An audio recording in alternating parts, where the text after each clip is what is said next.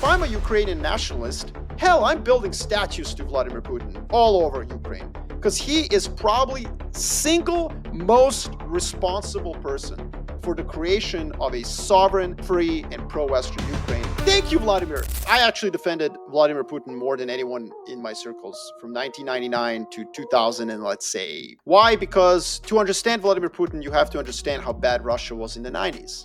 It was terrible. It was a complete and utter collapse of society. And if Vladimir Putin shows up, he fixes it. He fixes 80% of it. He really does. He fixed it. He crushed it.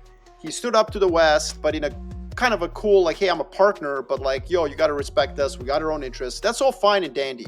And then Ukraine. There were several pro-Western kind of revolts starting 2004, 2005, the Orange Revolution. Putin handled that masterfully, coolly, like James Bond. You want to be pro-Western? Yushchenko and Timoshenko, you guys go right ahead. And what happened? They drowned in their own corruption, feebleness, and incompetency. In 2010, the election, Yanukovych wins fair and square. You've got Ukraine basically swing back towards Russia because Putin was cool, calm, and collected and didn't overreact to this like kind of flirtation with the West. He let the pro-Western leaders of Ukraine do what they do best, which is be complete incompetent fools, and just swooped in through a democratic process. No problem. Nothing bad happened. And then in 2014, when there's more pro-Western protests, he loses his cool. So I don't even think that it's 2022. That's the problem. I actually think it goes back further. In 2014, he lost his cool because let's be very clear.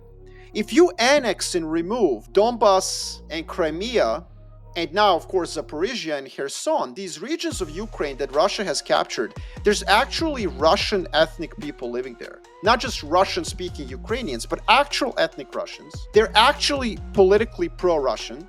They're actually anti-Western, the human beings that live there. That's your kind of fifth column inside of Ukraine. That's your permanent, like, space inside of Ukraine that will always vote for pro-Russian, like, foreign policy and so on. So by taking it out of Ukraine, you've created a far more anti-Russian Ukraine. You've left the rest of Ukraine to be a far more sovereign and self-identifiable country. So in other words, not only was the military invasion a blunder, but the fact that you decide to carve up Ukraine is an own goal.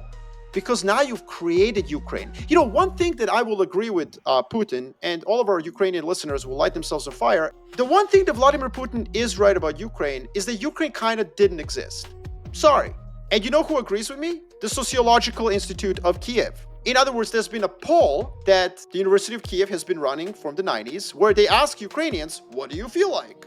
And under 50% of them have felt Ukrainian. So Vladimir Putin is right up until he created Ukraine. And you created identity twice.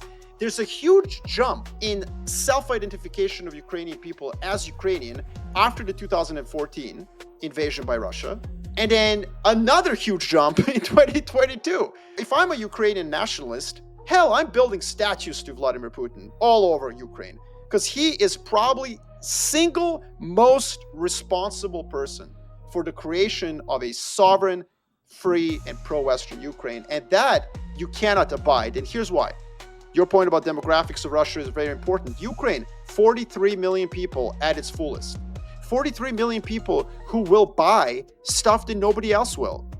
You know what we buy from Russia? Oil, the rest of us. But you know who will buy like a Russian insurance product or a chair or, God forbid, a car? Ukrainians.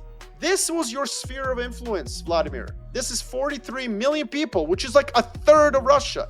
Highly educated, pretty wealthy relative to the rest of Russia, with similar cultural affinity, similar thoughts, similar dreams, similar tastes in music and art and cinema, and yes, also willing to buy your crappy Russian products outside of commodities that none of us would ever want to buy because we don't find them cute at all.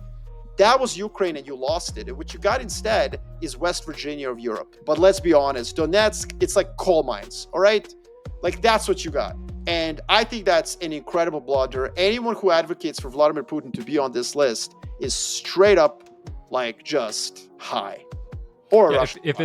it's pre 2014 or pre 2021, like I think you can make the case that he should be in the top 5. But I agree with everything Yes. everything you said. He created Ukraine. He enlarged NATO. He forced Enlarged the best NATO. and the brightest to flee Russia. He put Russia at the behest of China. He has like you just did all these other different things. He has single-handedly made me money, and not because I've just done well playing him, but because my crappy real estate possessions in Belgrade, Serbia, that I never thought I would give a shit about, have basically like quadrupled in price. Thank you, Vladimir.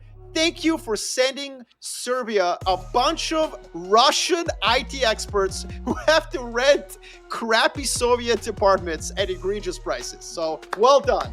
Well done. Slow clap for you.